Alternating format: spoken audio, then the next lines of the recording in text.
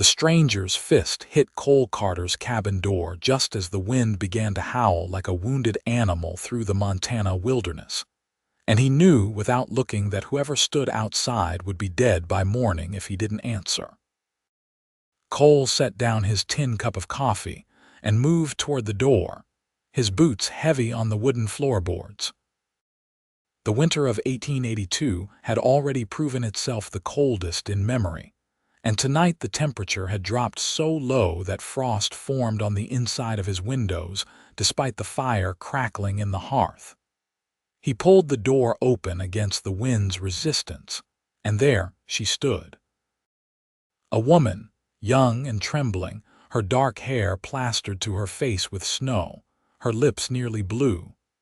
She wore only a thin dress beneath a torn cloak, and her eyes held a desperation that struck something deep in Cole's chest. Before he could speak, she collapsed forward and his instincts took over. He caught her before she hit the porch, lifting her easily despite his surprise. "I've got you," he said, though she seemed barely conscious. Cole kicked the door shut behind him and carried her to the chair closest to the fire. She was light in his arms, too light, and he could feel her shaking violently. He grabbed the thick wool blanket from his bed and wrapped it around her shoulders, then moved to add more wood to the fire. "Can you hear me?" he asked, kneeling in front of her. Her eyes fluttered open, and he saw they were green, bright green like spring grass, startling against her pale skin. "Thank you," she whispered, her voice barely audible. "What in God's name are you doing out there?" Cole stood and moved to the stove, pouring hot water from the kettle into a clean cup. He added some dried herbs his neighbor had given him for tea and brought it to her. "Drink this slowly." She took the cup with shaking hands, holding it close to her face to breathe in the steam before taking a small sip. "I was running," she said finally. Cole pulled his other chair closer and sat down, giving her space but staying near enough to catch her if she fainted again. "From what?" "From whom?" she corrected, taking another sip. Some color was returning to her cheeks, though she still looked half frozen. "My stepfather. He wanted to sell me." The words hung in the air between them, and Cole felt anger surge through him.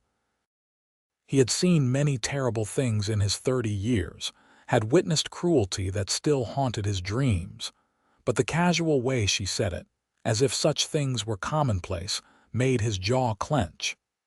"Sell you," he repeated, keeping his voice level. She nodded, her hands wrapped around the cup. "To a man named Dutch Carmody. He runs a saloon in Kingfisher, about 15 miles south. Dutch wanted a wife, and my stepfather wanted money for drink. I heard them talking through the door 2 nights ago, discussing the price like I was a horse." Cole stood and walked to the window, looking out at the blizzard that had intensified. Snow fell so thick he could barely see 10 feet beyond his porch. "You walked 15 miles in this." "I ran when I could, walked when I could not run anymore. I saw the light from your cabin and thought it was the last chance I would get." She paused, and he heard her voice break slightly. "I thought I might die out there, but dying seemed better than what waited for me in Kingfisher." He turned back to face her, studying her more carefully now. She was young, probably no more than 22 or 23, with delicate features that spoke of someone who had once been well cared for. Her hands, though roughened by work, had long fingers, and despite her bedraggled state, she carried herself with a dignity that impressed him. "What is your name?" he asked. "Eleanor Sawyer," she said, meeting his eyes directly. "And I understand if you want to send me back come morning. I have no right to bring my troubles to your door, but I am grateful you let me in tonight. You saved my life." "I am Cole Carter," he said, moving back to his seat. "And I am not sending you anywhere until this storm passes and you are strong enough to travel safely. Beyond that, we will figure something out." Relief washed over her face, and for the first time she smiled slightly. "Thank you, Cole." They sat in silence for a while, the only sounds the crackling fire and the wind battering the cabin walls. Cole found himself studying her profile when she turned to look at the flames, noting the curve of her jaw and the way her hair was beginning to dry into soft waves around her face. Something stirred in his chest, an emotion he had not allowed himself to feel in years. "When did you last eat?" he asked, standing abruptly. Eleanor looked up at him, startled by the question. "Yesterday morning, I think. Maybe the morning before. Time became strange out there in the cold." Cole moved to his small kitchen area and began pulling out supplies. He had venison stew left over from yesterday, and he heated it quickly on the stove, adding some dried vegetables and a pinch of salt. The cabin filled with the smell of the cooking food, and he heard her stomach growl audibly. "Here," he said, handing her a bowl and spoon.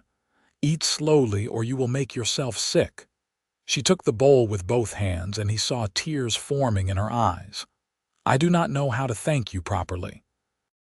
"No need for thanks," Cole said, though her gratitude touched something in him he had thought long dead.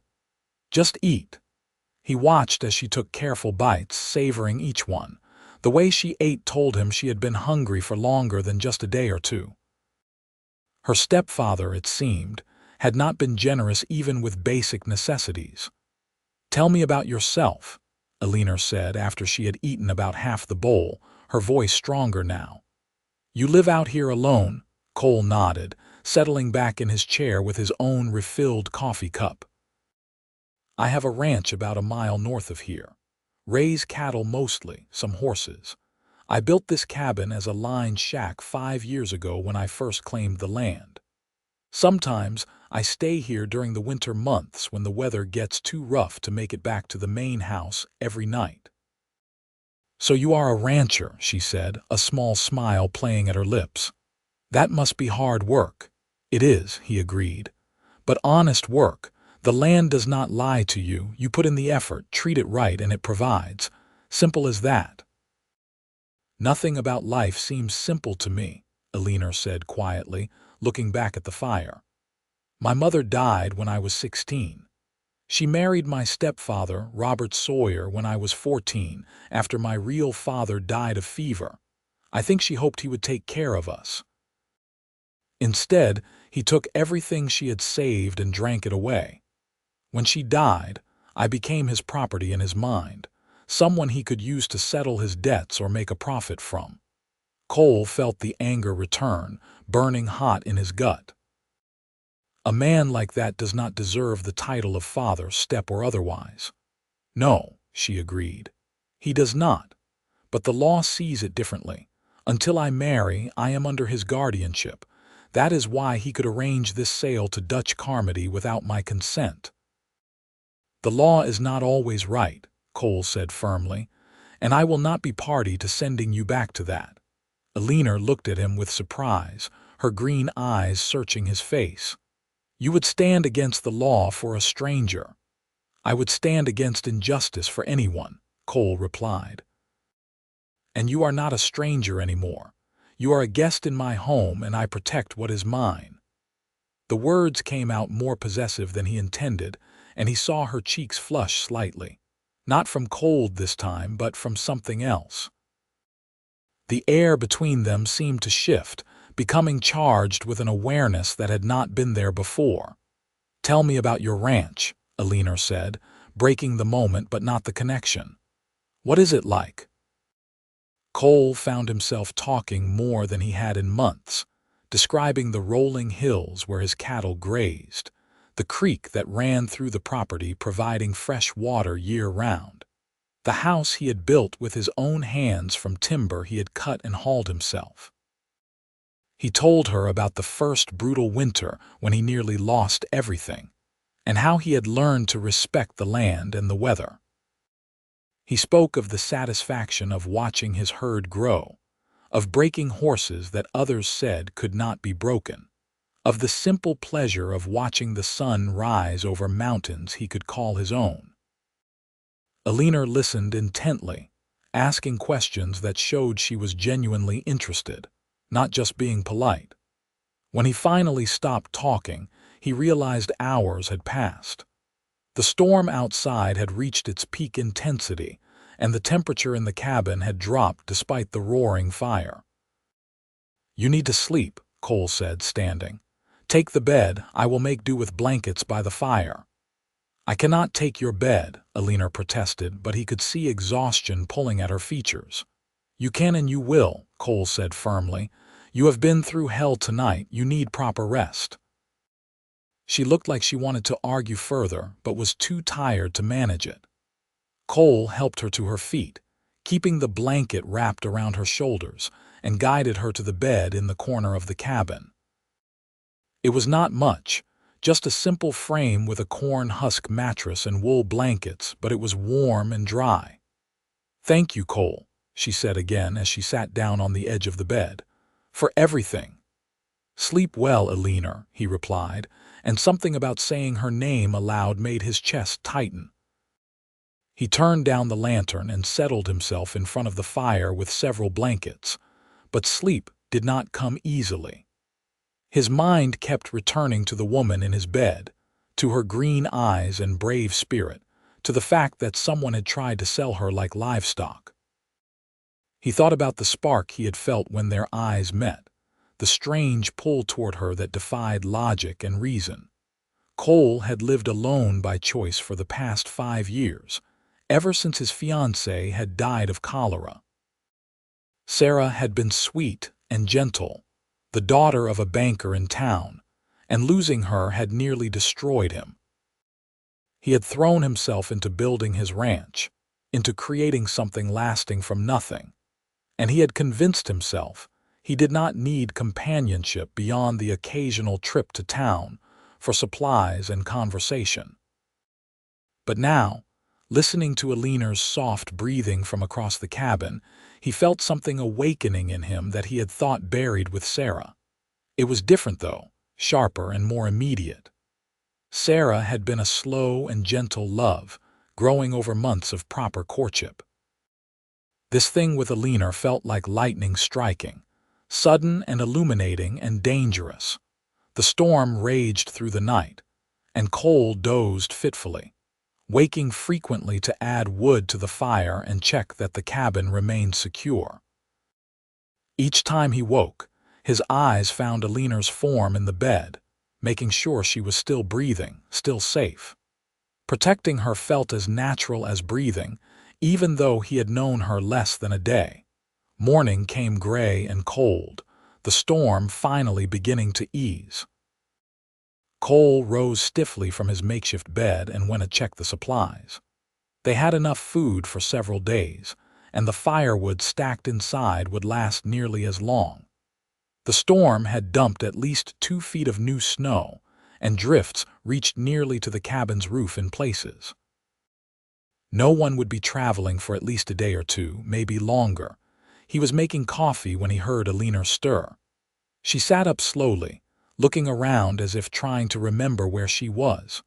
When her eyes found him, she smiled and Cole felt his heart skip. "Good morning," she said, her voice still rough from sleep. "Morning," Cole replied, bringing her a cup of coffee. "How do you feel?" "Better," Eleanor said, accepting the cup gratefully. "Warmer, at least, and alive, which is more than I expected last night." She paused, looking toward the window. "The storm, still going, but easing up. We will be snowed in here for a few days at least." He expected her to look worried or upset, but instead she just nodded calmly. "I suppose there are worse places to be trapped." Cole found himself smiling. "I suppose there are." They fell into an easy routine over the next days. Cole cooked meals from his stores, and Eleanor insisted on helping despite his protests. She was competent in the kitchen, moving with practiced efficiency that spoke of years spent cooking out of necessity rather than pleasure. They talked while they worked, sharing stories of their pasts, their hopes, their fears. Cole learned that Eleanor had once attended a finishing school back east, that her real father had been a successful merchant before losing everything to a dishonest partner. She told him about her mother's gentle spirit and how it had been slowly crushed by Robert Sawyer's cruelty. She spoke of dreams she had once held of becoming a teacher, dreams that had died along with her mother. In turn, Cole told her things he had never shared with anyone. About growing up on a small farm in Missouri, about losing his parents to a twister when he was 18, about making his way west with nothing but a horse and determination. He told her about Sarah, about the guilt he still carried for being away on business when she fell ill, about how building the ranch had been his way of creating something permanent in a world that felt terrifyingly temporary. "You still love her?" Eleanor asked one evening as they sat by the fire after dinner. The question was direct but not unkind. Cole considered his answer carefully. "I will always love what we had," he said finally, "but I think I have been confusing grief with love for a long time now." Holding on to the grief felt like holding on to her, but she would not want that. Sarah was too kind to want anyone suffering on her account. Eleanor nodded slowly. "It is hard to let go of pain sometimes. It feels like betraying the person we lost." "Yes," Cole agreed, surprised by her understanding. "Exactly like that. My mother told me something before she died," Eleanor said, staring into the flames. "She said that we honor the dead not by suffering but by living well, by finding joy where we can and holding on to it fiercely. I think she knew what Robert was, knew what he would do to me after she was gone. She was trying to give me permission to survive, to find happiness even if she could not." Cole reached out without thinking and took her hand. It felt small and warm in his, and when she did not pull away, he felt something settle into place inside him. "Your mother sounds like she was a wise woman." "She was," Eleanor said softly, turning her hand in his so their fingers interlaced. "I think she would have liked you." They sat like that for a long time, hands clasped, watching the fire burn down. Neither spoke, but words felt unnecessary. Something was building between them, growing stronger with each passing hour, and they both felt it. On the third day, the storm finally broke. Cole woke to silence, the absence of wind so profound it felt loud. He rose and went to the window, looking out at a world transformed. Snow blanketed everything in pristine white, the sun reflecting off it so brightly it hurt to look at. The sky was a blue so deep and clear it took his breath away. "It is beautiful," Eleanor said from behind him, and he turned to find her standing close, looking over his shoulder at the view. "It is," he agreed, but he was looking at her, not the snow. She met his eyes and something passed between them, an understanding that went beyond words. Cole raised his hand slowly, giving her time to pull away, and cupped her cheek. Her skin was soft and warm, and she leaned into his touch with a small sigh. "Eleanor," he said, his voice rough, "I know this is fast, and I know you have been through terrible things, but I need to tell you something." "Tell me," she whispered, her eyes never leaving his. "I have not felt this way since Sarah died. Actually, I do not think I have ever felt exactly this way. What I felt for Sarah was real and good, but this thing with you, it is different, stronger, like a wildfire instead of a hearth fire. And I know we have only known each other for 3 days, but those 3 days have meant more to me than the last 5 years combined." Eleanor's eyes filled with tears, but she was smiling. "I feel it too, Cole. From the moment you opened that door and caught me before I fell. I feel like I have been falling ever since, but instead of being scared, I just want to fall deeper." Cole leaned in slowly, giving her every opportunity to change her mind, but Eleanor closed the remaining distance between them. Their lips met softly at first, tentative and questioning, but when she made a small sound in the back of her throat and pressed closer, the kiss deepened. Cole wrapped his arms around her, pulling her against him, and felt her hands come up to tangle in his hair. When they finally broke apart, Both breathing hard, Cole rested his forehead against hers. "I want you to stay," he said. "Not just until the snow melts or until we figure out what to do about your stepfather. I want you to stay forever. Marry me, Eleanor. Let me protect you and provide for you and love you the way you deserve to be loved." Eleanor pulled back just enough to look into his eyes, searching for something. Whatever she found there must have satisfied her because she laughed, the sound pure and joyful. "Yes," she said. "Yes, Cole Carter, I will marry you. But not because I need protection or providing. I will marry you because in 3 days you have shown me more kindness and respect than I have known in years. Because when I am with you, I feel like I can breathe again. Because I think I started falling in love with you the moment you said you would not send me back to injustice." Cole kissed her again, deeper this time, pouring everything he felt into it. When they broke apart, both of them were trembling, but not from cold. They held each other close, standing in the morning light streaming through the window, and Cole felt something he had not felt in years. Hope. But reality intruded quickly on their happiness. "What about Robert?" Eleanor asked, her smile fading. "What about Dutch Carmody?" "They will come looking for me once the weather clears." Cole's expression hardened. "Let them come, but we should be prepared. I need to get word to my foreman, Jack Murphy. He is a good man, steady in a crisis, and I want to talk to Marshal Hawkins in Kingfisher. The law might see you as your stepfather's property, but there are limits to what even the law will allow. Selling a woman against her will, that crosses a line." "Marshal Hawkins is friends with Dutch Carmody," Eleanor said quietly. "I have seen them drinking together at the saloon. I do not think we can count on his help." Cole frowned, thinking. "Then we will go to the territorial judge in Helena. But first, we need to get married, and we need to do it quickly. Once you are my wife, your stepfather loses his legal claim on you. That much I know for certain." "How do we get married with this much snow?" Eleanor asked practically. "The preacher in Kingfisher will not help us, even if we could reach him. There is a traveling preacher who comes through these parts, name of Reverend Thomas. He has a claim about 10 miles west of here. If we can reach him, he will marry us. He is a good man, does not hold with slavery or any kind of ownership of people. He has helped others in situations like yours."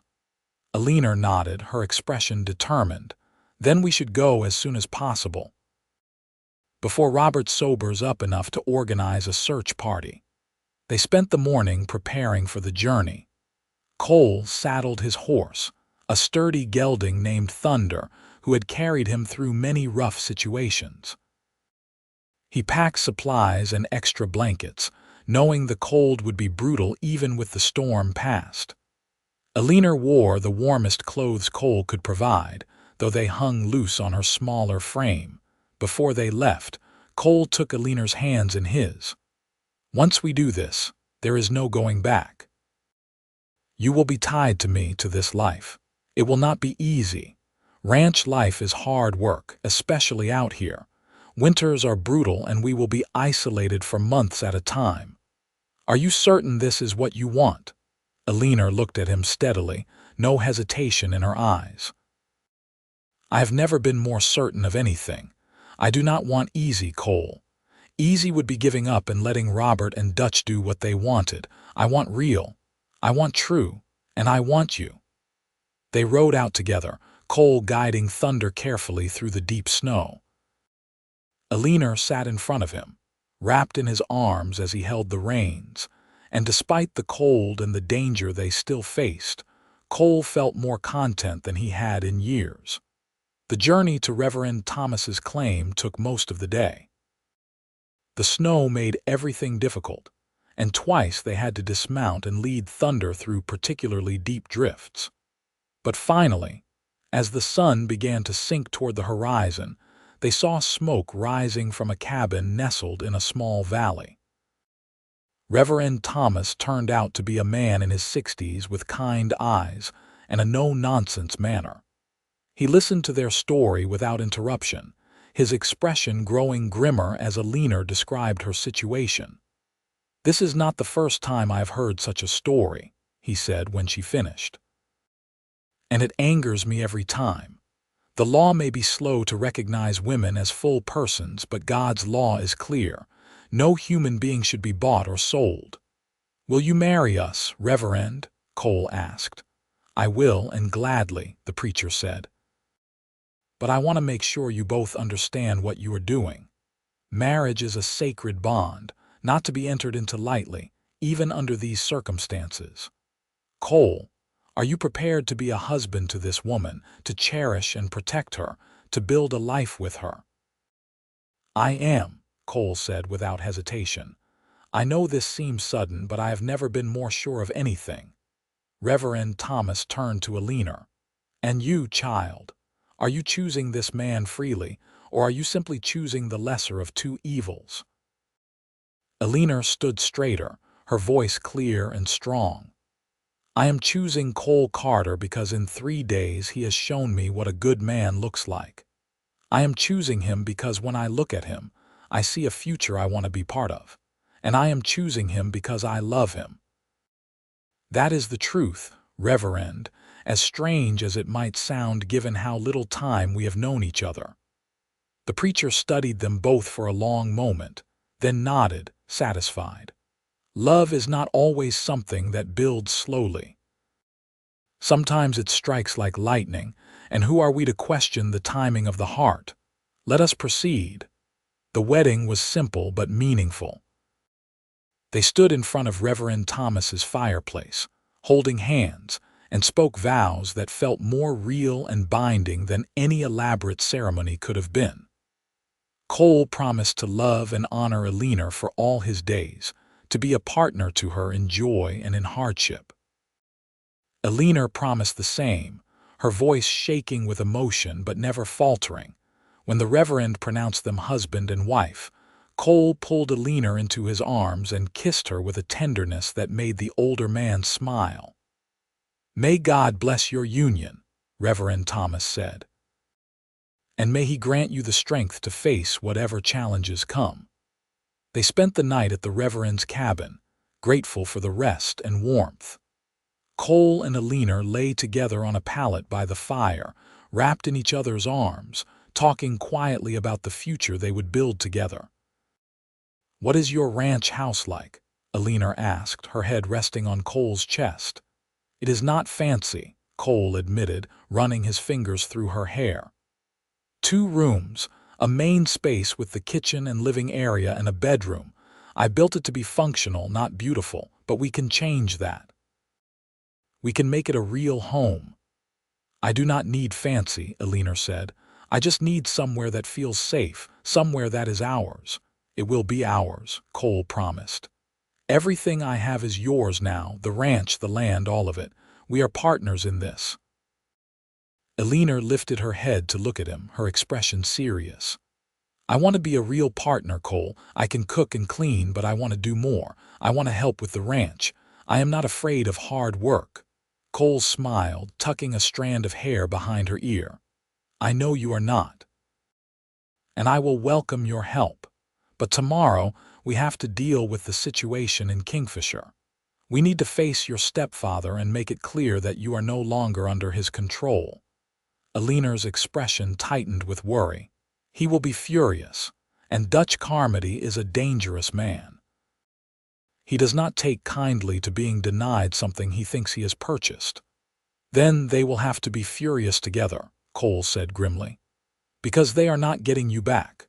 You are my wife now, Eleanor Carter, and I protect what is mine." The next morning they thanked Reverend Thomas and headed toward Kingfisher. The ride took several hours, and as they approached the town, Eleanor grew tense in Cole's arms. He could feel her trembling, though he knew it was not from cold. "Whatever happens, stay close to me," Cole said quietly. "I will not let them hurt you." Kingfisher was a small town typical of Montana Territory in the 1880s. A main street with a general store, a saloon, a blacksmith, and a few other businesses. houses and cabins scattered around the outskirts. It was mid-morning when they rode in, and people stopped what they were doing to stare at them. News traveled fast in small towns, and Cole suspected everyone had heard about Eleanor's disappearance. He could see the speculation in their eyes, the whispers starting even before they dismounted in front of the general store. "I need to check if Jack got my message," Cole said, helping Eleanor down from the horse. "Stay with me." But they had barely taken 2 steps when a man burst out of the saloon across the street. He was large and broad-shouldered, dressed in expensive clothes that seemed out of place in the rough town. His face was red with anger, and his hand rested on the gun at his hip. "That is Dutch Carmody," Eleanor whispered, pressing close to Cole's side. "Well, well," Dutch said loudly, his voice carrying across the street. "Looks like Robert's little runaway decided to come home, and she brought a friend." Cole positioned himself slightly in front of Eleanor, his stance relaxed but ready. "I am Cole Carter. This is my wife, Eleanor Carter. She is not going anywhere with you." Dutch laughed, but there was no humor in it. "Your wife? That is rich. Robert, get out here." A moment later, a disheveled man stumbled out of the saloon. Robert Sawyer looked like exactly what he was, a man who had drunk away everything good in his life. His clothes were stained, his face unshaven, his eyes bloodshot. When he saw Eleanor, his expression twisted with rage. "You stupid girl," he snarled, lurching toward them. "Do you have any idea how much trouble you have caused me? Dutch here already paid me half the money for you. Now you are going to honor that agreement." "I am not property to be sold," Eleanor said, her voice shaking but firm. "And I am married now. The law says a married woman belongs to her husband, not her stepfather." Robert's hand shot out, reaching for Eleanor, but Cole moved faster. He caught Robert's wrist and twisted it just enough to make the older man yelp in pain. "Do not touch her," Cole said quietly, his voice carrying an edge that made several onlookers step back. "She is my wife and she is under my protection. You have no claim on her anymore." "You cannot just marry her," Dutch shouted, finally drawing his gun. "I paid good money for that girl." Cole released Robert and turned to face Dutch, his hand moving to his own gun. Around them, people scattered, not wanting to be caught in potential crossfire. Eleanor gripped Cole's arm, fear evident on her face. "Put the gun away, Dutch," Cole said calmly. "This does not need to turn into something that gets people killed. You think you can just ride into my town and steal what is mine?" Dutch demanded, but Cole noticed his hand was shaking slightly. Dutch Carmody might be a bully, but he was not a practiced gunfighter. "Eleanor was never yours," Cole replied. "She is a human being, not a piece of property. And I would advise you to remember that we are in public with plenty of witnesses. You draw on an unarmed man, and that is murder, no matter who you are friends with." "Marshal Hawkins," Dutch called out, looking around frantically. "Marshal, get out here and arrest this man for theft." The marshal emerged from his office down the street, a middle-aged man with a tired expression. Cole had heard of him but never met him personally. Marshal Hawkins walked slowly toward them, taking in the scene with experienced eyes. "What seems to be the problem here?" the marshal asked, though his tone suggested he already knew. "This man stole my property," Dutch said, gesturing toward Eleanor with his gun. "That girl was promised to me, paid for, and he took her." "That girl is my wife," Cole said firmly. "We were married yesterday by Reverend Thomas, properly and legally. She is no longer under her stepfather's guardianship and certainly was never Dutch Carmody's property." Marshal Hawkins looked between them all, his expression unreadable. Cole could not tell if the lawman would side with justice or with his friend. The moment stretched out, tense and dangerous. Finally, the marshal spoke. "Dutch, put the gun away." Whatever arrangement you had with Robert Sawyer, it is void now. The girl, the woman, he corrected himself, is married. That makes her the responsibility of her husband, not her former guardian. But I paid good money, Dutch protested. Then I suggest you take that up with Robert, the marshal said dryly. But payment for a person is not legally binding, and you know it. This is not the kind of attention we need in this town. You want to keep your saloon and your other business interests. You will let this go. The threat was subtle but clear. Dutch Carmody might run the saloon, but he also ran other operations that skirted the edge of legality. The marshal was offering him a choice: back down or face scrutiny he probably could not afford. Dutch glared at Cole with pure hatred, but he slowly lowered his gun. "This is not over," he said through clenched teeth. "Nobody makes a fool of me and gets away with it." "I did not make a fool of you," Cole said evenly. "I married a woman I love, that is all. If you choose to take that personally, that is your decision, but I would advise against pursuing it further." The marshal nodded approvingly. "Good advice. Now everyone go about your business. Show is over." The crowd that had gathered began to disperse slowly, clearly disappointed that there had not been a shootout. Robert Sawyer stood swaying on his feet, looking between Dutch and Eleanor with confusion. "You owe me money," Dutch said to Robert, his voice low and dangerous. "Half of what I paid you was advance payment. I want it back." "I do not have it," Robert said, fear creeping into his face. "I spent it already." "Then you have a problem," Dutch said coldly. "You have 1 week to come up with the money, or we will discuss other arrangements." Dutch turned and walked back into the saloon, leaving Robert staring after him with growing panic. The older man turned to Eleanor, his expression desperate now rather than angry. "Please," he said, reaching for her again. "Please, you have to help me. He will kill me if I cannot pay him back." Eleanor stepped closer to Cole, shaking her head. "You sold me, Robert. You tried to trade me to settle your debts. I owe you nothing." "Your mother would be ashamed of you," Robert tried, but the words rang hollow. "My mother would be ashamed of you," Eleanor shot back, and Cole heard the years of pain and anger in her voice. "She trusted you to care for me, and you tried to sell me like livestock. Do not ever speak to me again." She turned away from him, pressing her face against Cole's chest. He wrapped his arms around her, holding her as she trembled with reaction to the confrontation. Over her head, he looked at Robert with contempt. "Stay away from my wife," Cole said quietly. "If I see you anywhere near our property, I will have you arrested for trespassing. You understand?" Robert opened his mouth to argue, but whatever he saw in Cole's face made him think better of it. He nodded once, then turned and shuffled back toward the saloon, his shoulders slumped in defeat. "Let us get you home," Cole murmured into Eleanor's hair.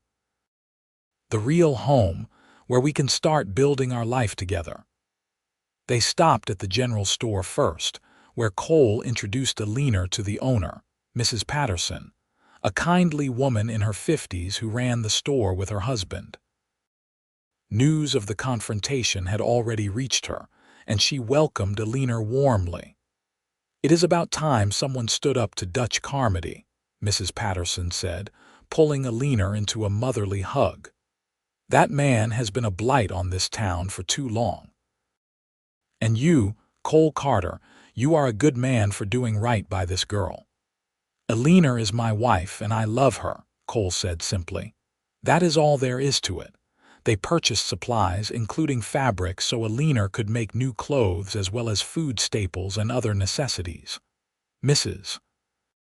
Patterson threw in several extra items, refusing payment for them. "Consider it a wedding present," she said with a wink. "Every new bride needs a few special things to make a house a home." As they were loading their purchases onto Thunder, a man approached them. He was in his 40s, weathered and tough-looking, with kind eyes that crinkled at the corners. "Cole Carter?" the man asked, and Cole turned to face him. That is right. Name is Tom Richards. I have a ranch about 20 miles northeast of here. I heard what you did back there, standing up for your wife against Dutch and the law be damned. That took courage. I did what any decent man would do, Cole said, but he shook Tom's offered hand. You would think so, but plenty of men in this town have looked the other way when Dutch Carmody does something wrong, including me, I am ashamed to say. Tom glanced at Eleanor and tipped his hat respectfully. Madam. What I wanted to say is, if you folks need anything, if Dutch or anyone else gives you trouble, you send word to me. There are a few of us ranchers who have been wanting to stand against Dutch's hold on this town. You might have given us the courage to do it. I appreciate that, Tom, Cole said, genuinely moved, and I will keep it in mind. They finally left Kingfisher in the early afternoon, riding north toward Cole's ranch. The sun was bright on the snow, and the air, though cold, felt fresh and clean. Eleanor was quiet for the first mile or two, and Cole let her have her silence, understanding she needed time to process everything that had happened. Finally, she spoke. Thank you for defending me back there, for standing up to them. You do not need to thank me for that, Cole said. You are my wife. Protecting you is not just my duty, it is my privilege. Eleanor turned slightly in the saddle to look at him. I was so afraid Dutch would shoot you, that I would lose you before we even had a chance to really begin. I was not going to let that happen, Cole said. We have too much living to do together. They arrived at the ranch house as the sun was beginning to set. Cole's heart swelled with pride as he saw Eleanor's face light up at the sight of it. The house was indeed simple, a sturdy log structure with a covered porch and a stone chimney. But it sat in a beautiful spot, with mountains visible in the distance and a creek running nearby. It is perfect, Eleanor breathed. Cole, it is absolutely perfect. Cole dismounted and helped her down, then swept her into his arms without warning. Eleanor laughed in surprise, wrapping her arms around his neck. What are you doing, carrying my bride over the threshold? Cole said with a grin. It is traditional. He carried her up the steps and through the door, setting her down gently in the main room. Eleanor turned slowly, taking everything in. The space was indeed functional rather than decorative, with a large fireplace, a sturdy table and chairs, a kitchen area with a good stove and various shelves and cabinets. A door led to the bedroom, which Eleanor peeked into with curiosity. The bed is big, she observed, blushing slightly. Cole came up behind her, wrapping his arms around her waist and resting his chin on her shoulder. I built it large because I am a large man and I like room to spread out, but I find I am very much looking forward to sharing it with you. Eleanor leaned back against him, covering his arms with her own. I have never, she began, then stopped, her blush deepening. I mean, I do not have experience with marital relations. Cole turned her gently in his arms so she was facing him. Neither do I, not really. Sarah and I were engaged, but we were waiting for marriage, and since she died, there has been no one. So we will figure it out together, you and I. No pressure, no rushing. We have all the time in the world. Eleanor looked up at him with such trust and love that it took his breath away. I love you, Cole Carter. I know it has only been days, but I love you with everything I am. I love you too, Eleanor Carter, Cole replied, and then he was kissing her, pouring all his feelings into it. Eleanor responded with equal passion, her hands coming up to tangle in his hair as she pressed closer. They spent their first night as husband and wife in the ranch house, learning each other slowly and tenderly. Cole was patient and gentle, making sure Eleanor felt safe and cherished every moment. When they finally fell asleep in each other's arms, both of them felt a sense of rightness and completion they had never known before. The next weeks passed in a blur of activity and happiness. Cole taught Eleanor about the ranch, showing her how to care for the cattle and horses, how to read the weather and the land, how to handle the countless daily tasks that kept the operation running. Eleanor proved to be a quick learner and a tireless worker. She also began transforming the house, adding small touches of beauty and comfort that made it feel like a true home. Cole's foreman, Jack Murphy, came by a few days after they returned from Kingfisher. He was a weathered Irishman in his 50s who had worked for Cole since the beginning. His initial wariness of Eleanor melted quickly as he saw how happy she made Cole and how willing she was to learn. "She is a good woman, boss," Jack told Cole privately one afternoon as they were mending fence. "And she loves you something fierce. You can see it in how she looks at you." "I know," Cole said, unable to keep the grin off his face. "I am the luckiest man alive, Jack." "You deserve it," Jack said firmly. "After losing Sarah and burying yourself in work for so long, you deserve some happiness." But their peace was not destined to last undisturbed. About a month after the confrontation in Kingfisher, Cole was working in the barn when Jack came running, his face grim. "Riders coming," Jack said. "At least 6 of them, and they look like trouble." Cole grabbed his rifle and went outside, Eleanor emerging from the house at the same time. They had discussed this possibility, planned for it, but Cole still felt his gut tighten with worry. The riders came to a stop in front of the house, and Cole was not surprised to see Dutch Carmody at their head. The 5 men with him had the look of hired guns, hard-faced men who made their living with violence. "Carter," Dutch said, his voice carrying a false friendliness. "We need to talk." "I have nothing to say to you, Carmody," Cole replied, keeping his rifle pointed down but ready. "You have no business here." "I think I do," Dutch said. "You see, that wife of yours still owes me. Her stepfather could not pay me back, so the debt passed to her, and since she is your wife now, that means the debt is yours." "That is not how the law works, and you know it," Cole said. "Eleanor was never your property, so there is no debt to transfer." "The law is what I say it is out here," Dutch said, his friendly mask dropping. "I want $500, Carter.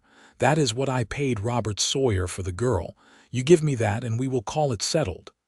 "And if I do not?" Dutch's smile was cold. "Then I will take it out of your hide, and maybe out of your pretty wife's hide too. Accidents happen out here in the wilderness. Houses catch fire. Cattle get stampeded. People disappear." Cole felt rage burning through him, but he kept his voice level. "You are threatening me and my wife on my own property in front of witnesses. That is a bold move even for you." "Witnesses?" Dutch laughed, looking at Jack and Eleanor. "All I see are a drunk Irishman and a runaway whore who is going to believe anything they say." Cole raised his rifle in one smooth motion, pointing it directly at Dutch's chest. Behind him, he heard Jack do the same. The 5 hired guns tensed, hands moving toward their weapons. "You are going to turn around and ride off my land," Cole said, his voice cold as Montana winter. "And you are going to stay away from me, my wife, my ranch, and my people. If I see you near my property again, I will consider it a threat and respond accordingly. Do you understand?" For a moment, Dutch looked like he might push it further, might order his men to draw. But then something in Cole's eyes must have convinced him that this was not a fight he would win. Cole had survived too much, fought too hard to build what he had, to be intimidated by a saloon owner and his hired thugs. "You are making a big mistake, Carter," Dutch said, jerking his horse's reins. "Nobody crosses Dutch Carmody and lives to regret it."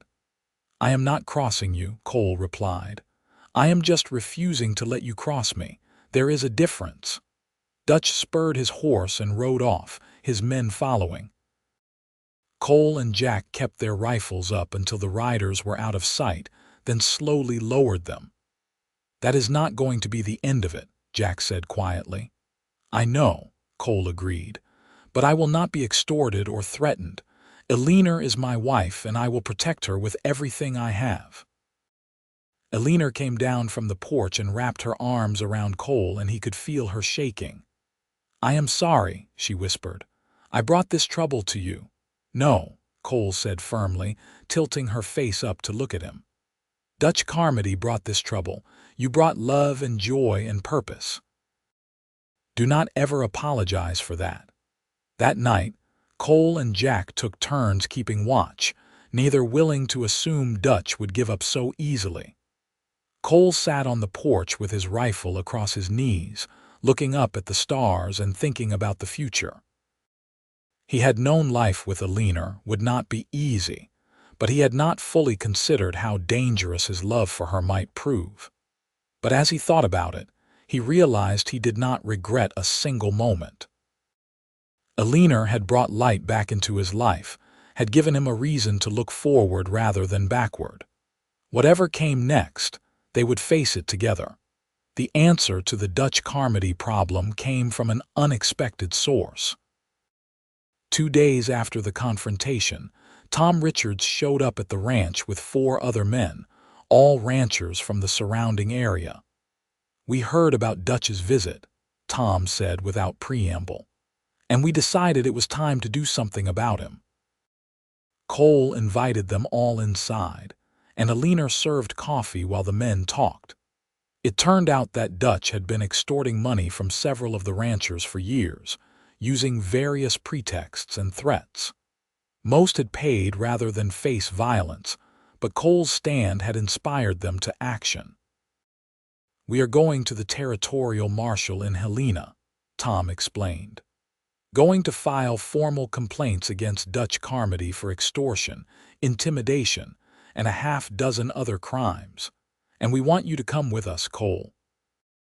Your story about him trying to buy Eleanor, that is the kind of thing that will make the authorities take notice." Cole looked at Eleanor, who nodded encouragingly. "We should do this," she said. "Not just for us, but for everyone Dutch has hurt." The trip to Helena took several days, but it was worth it. The territorial marshal listened to their stories with growing anger, and he promised swift action. Within a week, a deputy marshal arrived in Kingfisher with arrest warrants for Dutch Carmody and several of his associates. The arrests went smoothly, surprisingly so. Dutch tried to bluster and threaten, but faced with legitimate law enforcement and the united testimony of multiple respected ranchers, he had no choice but to surrender. His saloon and other business interests were seized as proceeds of crime, and he was transported to Helena to await trial. The town of Kingfisher seemed to breathe easier with Dutch gone. Marshal Hawkins, embarrassed by his association with the criminal, began enforcing the law more fairly. And the ranchers who had stood together found they had formed a bond that strengthened the entire community. Spring came to Montana territory with explosive beauty, the snow melting to reveal green hills and valleys full of wildflowers. Cole and Eleanor worked side by side, expanding the ranch and building their life together. Eleanor proved to have a gift for managing money and planning, and under her guidance, the ranch began to prosper even more than before. But the greatest joy came in late summer when Eleanor confirmed what they had both begun to suspect. She was pregnant. Cole was working in the barn when she told him, and he swept her up in his arms with a whoop of joy, spinning her around until she laughed and begged him to stop. "We are going to have a baby," he said wonderingly, setting her down and kneeling in front of her, placing his hands gently on her still flat stomach. "A child, our child." "Are you happy?" Eleanor asked, running her fingers through his hair. "Happy does not begin to cover it," Cole said, looking up at her with tears in his eyes. "Eleanor, you have given me everything. A second chance at love, a real home, and now a family. I do not have words for what I feel." Eleanor knelt down so they were face to face, cupping his cheeks in her hands. "You gave me everything too, Cole. You gave me freedom and safety and love. You gave me a life worth living. We saved each other that cold night." They held each other in the barn, surrounded by the smell of hay and horses, and felt the magnitude of what they had built together. From that moment of desperation, when Eleanor had knocked on the cabin door, to this moment of pure joy, they had transformed each other's lives completely. The pregnancy progressed smoothly, though Cole fretted over Eleanor constantly, trying to keep her from working too hard.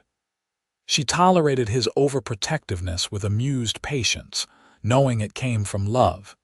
In early spring of 1883, Eleanor gave birth to a healthy baby boy.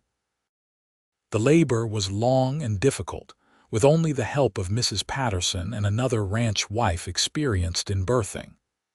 Cole paced outside the bedroom like a caged animal, terrified by every cry of pain from Eleanor. But when Mrs. Patterson finally opened the door and told him to come meet his son, all the fear melted away. Eleanor lay exhausted in the bed, her hair plastered to her face with sweat, but she was smiling. In her arms was a tiny red-faced infant with a shock of dark hair. "Meet your son," she said softly as Cole approached. "Meet Caleb Carter." Cole sat on the edge of the bed, afraid to even breathe too hard lest he disturb this perfect moment. He reached out tentatively and touched the baby's small hand, marveling when Caleb's tiny fingers wrapped around his large one. "He is perfect," Cole whispered. "Eleanor, he is absolutely perfect." "He has your eyes," Eleanor said, looking between her husband and son. "Or he will when they change color. And look at those hands. He is going to be big like his father." Cole leaned over carefully and kissed Eleanor's forehead, then placed the gentlest kiss on Caleb's head. "Thank you," he said. "Thank you for this, for him, for everything." They sat together, the three of them, and felt the completeness of their family. It had been only a little over a year since that cold night when Eleanor had knocked on the cabin door, but it felt like a lifetime. So much had changed, so much had been built from that moment of desperate chance. The years that followed were not always easy. Ranching was hard work, and Montana winters remained brutal. They faced droughts and harsh weather, cattle disease and financial setbacks. But they faced it all together, their love growing deeper and stronger with each challenge overcome. 2 years after Caleb was born, Eleanor gave birth to a daughter they named Emma.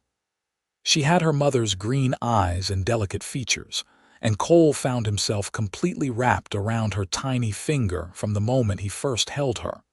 The ranch prospered under their joint management. Cole's skill with livestock and land combined with Eleanor's business acumen made them one of the most successful operations in the territory. They built a bigger house, hired more hands, and became respected members of the community. Tom Richards became one of their closest friends, along with Jack Murphy, who eventually married a widow from town and built a house on Cole's land. The bonds forged during the fight against Dutch Carmody remained strong, and the ranchers continued to support each other through good times and bad. Dutch himself was convicted of multiple crimes and sentenced to 20 years in territorial prison. Robert Sawyer drank himself to death within a year of Eleanor leaving, and she felt nothing but pity when she heard the news. He had been a weak, selfish man, but that was no longer her burden to carry. As Caleb and Emma grew, Cole and Eleanor told them the story of how their parents met, though they softened some of the harsher details for young ears. The children loved hearing about the blizzard and the desperate knock on the door, about how their mother was brave enough to run into the storm, and their father was kind enough to open the door. "You were not afraid?" Young Caleb asked his mother one evening as they sat around the fire.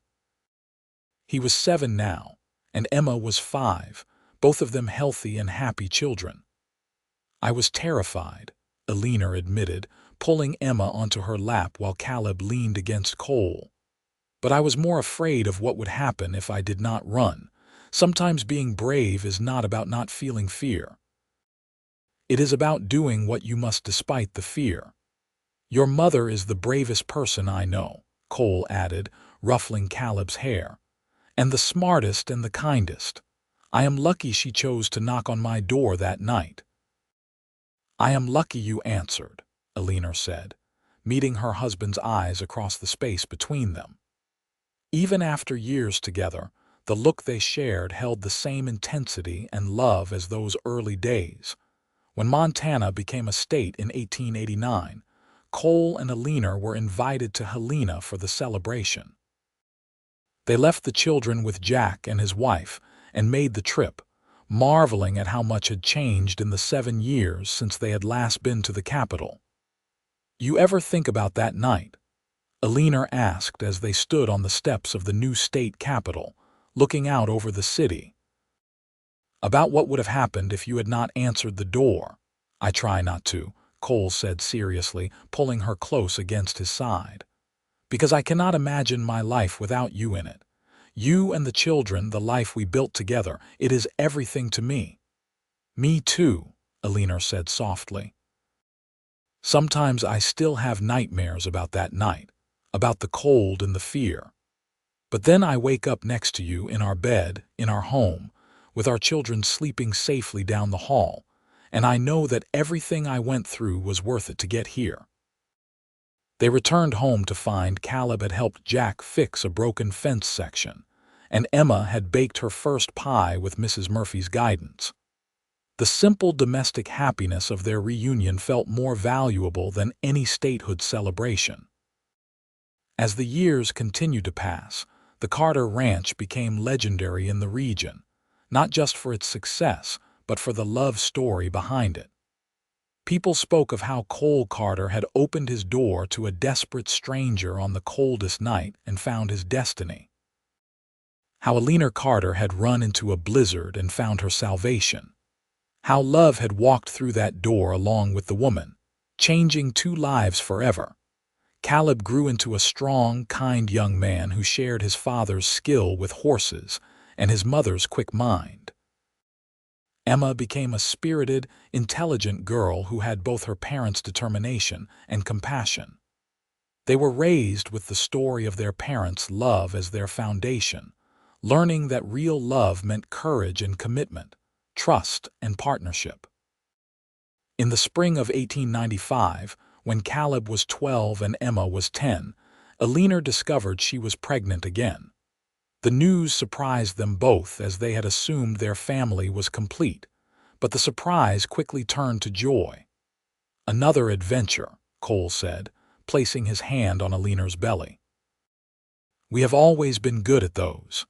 This pregnancy was harder than the previous ones, perhaps because Eleanor was older now. Cole worried constantly, and even Eleanor had moments of fear.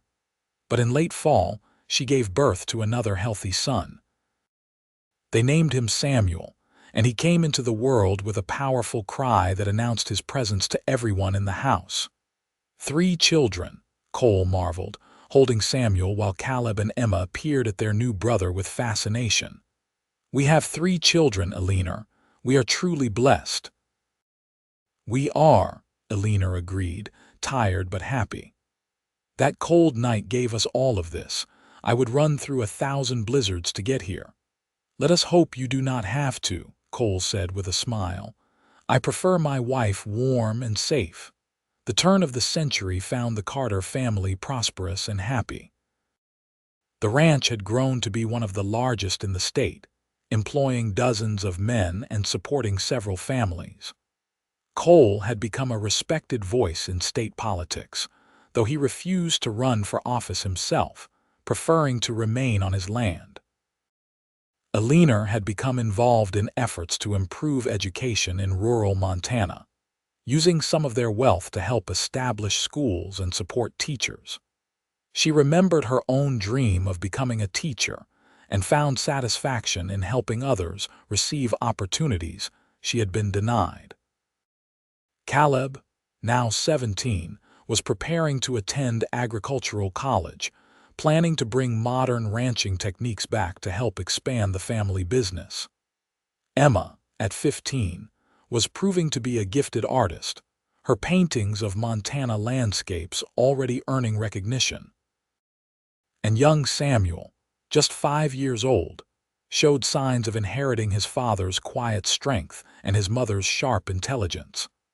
On a cold winter evening in 1900, 18 years after that fateful night, Cole and Eleanor sat on their porch watching the sun set over the mountains. The children were inside doing homework and chores, the ranch was running smoothly, and they had a rare moment of quiet together. "Do you ever regret it?" Cole asked suddenly. "Running that night, everything you went through?" Eleanor looked at him in surprise. "Regret? Cole Carter, how could you even ask that?" "I just mean it was so hard, so dangerous. You nearly died, and the life here has not always been easy." Eleanor took his hand, interlacing their fingers. "Listen to me. That night when I knocked on your door, I was running from death and slavery and despair. But I was also running toward something, even if I did not know it yet. I was running toward you, toward this life, toward love.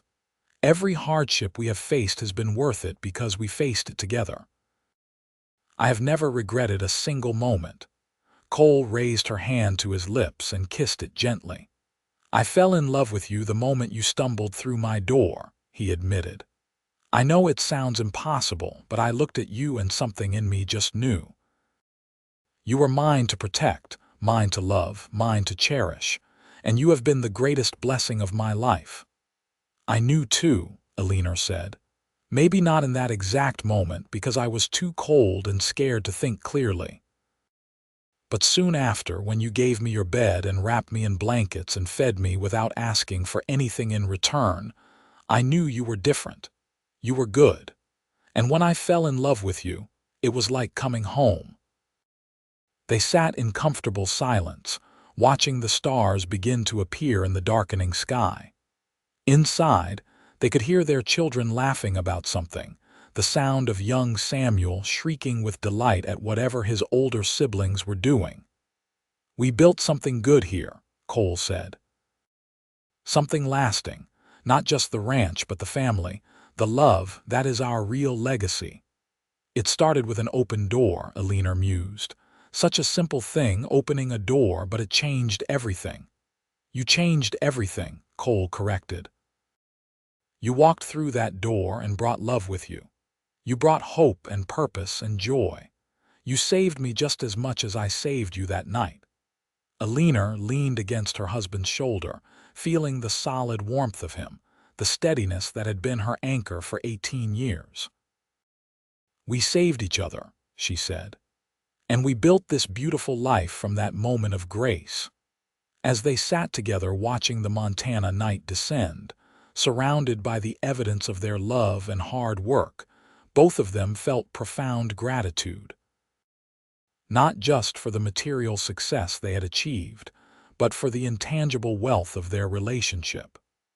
They had found each other on the coldest night, in the most desperate circumstances, and from that unlikely beginning had grown a love that sustained them through everything life threw at them. The years continued to roll by, bringing more changes and challenges. Caleb graduated from college and returned to the ranch, bringing with him a wife named Sarah, which made Cole smile at the poetry of it. Emma eventually moved to Missoula to pursue her art, though she visited frequently and always spoke of the ranch as home. Samuel grew into a thoughtful, studious boy who loved books as much as horses. Cole and Eleanor grew older together, their love deepening rather than fading with time. Cole's hair turned silver, and Eleanor's developed threads of white among the dark, but to each other, they remained as beautiful as that first night. They worked side by side until age made the hardest labor impossible. Then they supervised and advised, their decades of experience invaluable to the younger generation. Grandchildren began to arrive, first Caleb's children, then eventually Emma's after she married a fellow artist. Samuel went east for law school and returned with a brilliant wife, who was one of the first female lawyers in Montana. The ranch house they had expanded over the years, filled with the sound of children's laughter, and Cole and Eleanor presided over it all with quiet joy. On their 20th wedding anniversary, Cole had a special surprise for Eleanor. He took her to the line cabin where they had first met, which he had maintained carefully over the years. Inside, he had arranged for a romantic dinner, complete with candles and flowers somehow procured despite the winter cold. "Cole, this is beautiful," Eleanor said, tears in her eyes as she looked around the small cabin that held such significance for both of them. "I wanted to bring you back to where it all began," Cole said, pulling out her chair. "To remember that night and everything it gave us." They ate and talked and laughed, reminiscing about their early days and marveling at how far they had come. Afterward, they stood in the exact spot where Eleanor had fallen into Cole's arms that first night, and they held each other close. "I would do it all again," Eleanor whispered. "Every hard moment, every challenge, I would run through that blizzard 1,000 times to end up here with you." "And I would open that door every single time," Cole replied, "because the greatest adventure of my life walked through it." They kissed in the candlelight, two people who had found each other against all odds and built something beautiful together. The wind howled outside just as it had that first night, but inside they were warm and safe and utterly content. As they moved into their 60s, Cole and Eleanor gradually handed more responsibility to Caleb and Samuel, who ran the ranch operations together with remarkable success. Emma's art had gained national recognition, and her paintings of Montana ranch life hung in galleries across the country, many of them featuring her parents as subjects. Cole developed arthritis that made working difficult, but he still rode out every morning to check on things, unwilling to give up his connection to the land completely. Eleanor's eyesight began to fail, but she could still manage the household accounts and continued her educational charity work with the help of her daughters-in-law. They celebrated their 30th anniversary surrounded by children, grandchildren, and friends from across Montana. The governor himself attended, as did several state senators, testifying to the respect the Carter family had earned. But the moment that meant the most to Cole and Eleanor was when their children stood together and told the story of their parents' meeting, recounting how love had walked through a door on the coldest night.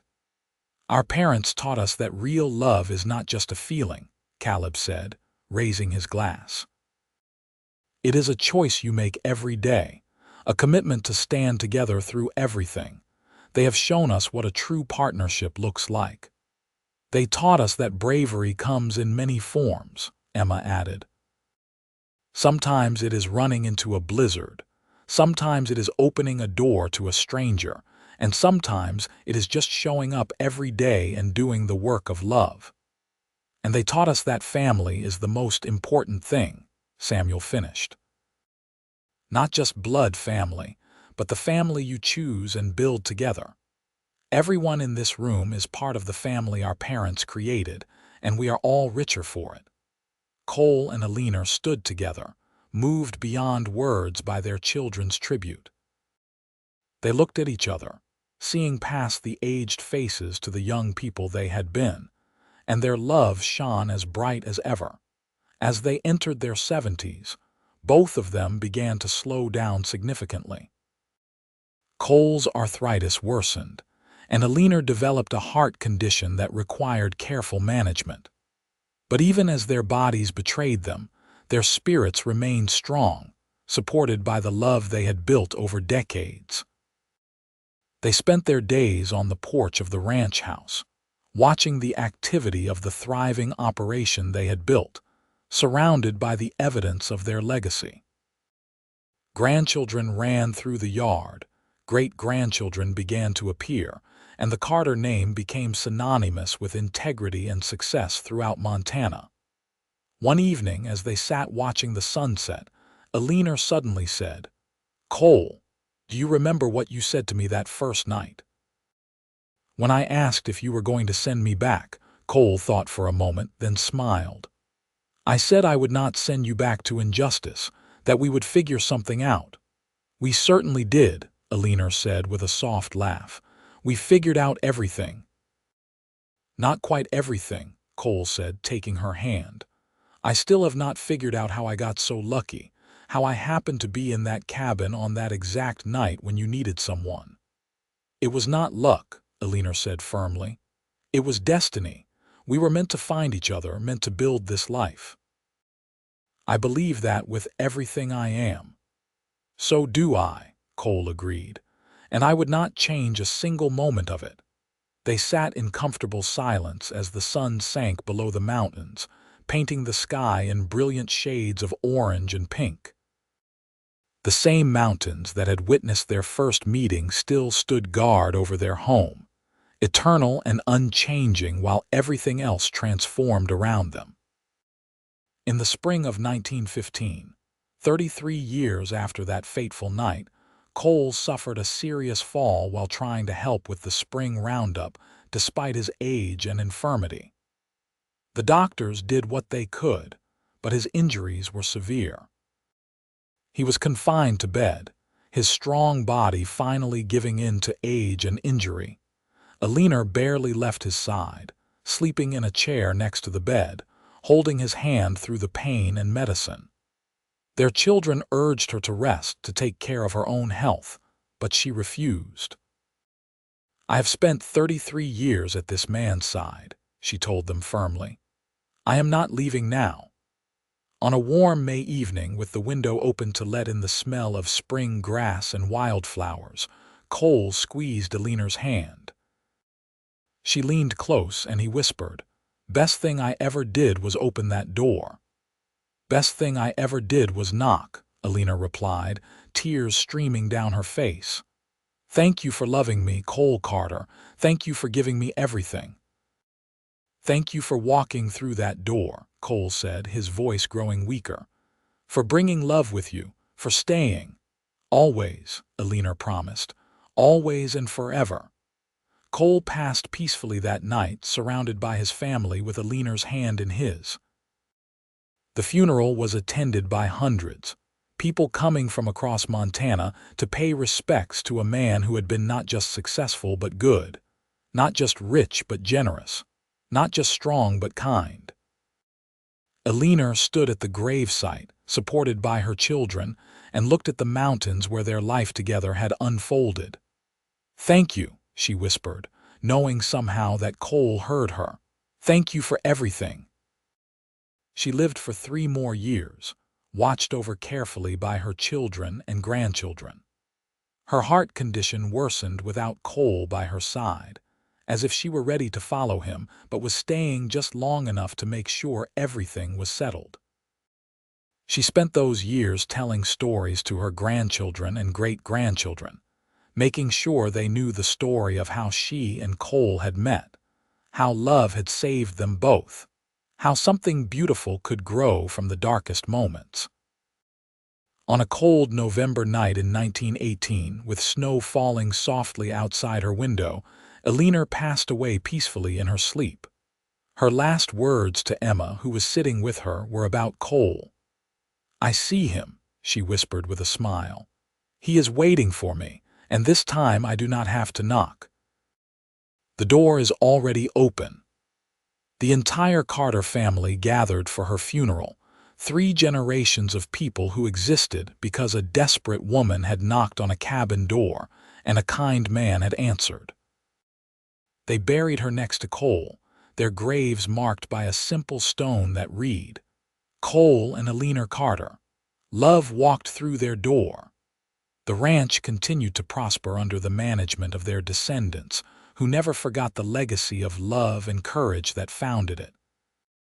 The story of Cole and Eleanor was passed down through generations, a reminder that sometimes the most important thing you can do is open a door to someone in need, because you never know what blessings might walk through. The line cabin where they met was preserved as a family landmark, visited by Carter descendants on anniversaries and special occasions. Inside, on a small plaque, were inscribed Eleanor's words, "I would run through 1,000 blizzards to get here." And so the love story that began on the coldest night, with a desperate knock and an open door, became legend. It reminded everyone who heard it that love can find you in the darkest moments, that courage comes in many forms, and that the choices we make in critical moments can echo through generations. Cole and Eleanor Carter had built more than a ranch. They had built a family, a legacy, and a love story that would be told and retold as long as there were Carters to tell it. And at the heart of it all was a simple truth. Sometimes love walks through your door, and all you have to do is be brave enough to let it in.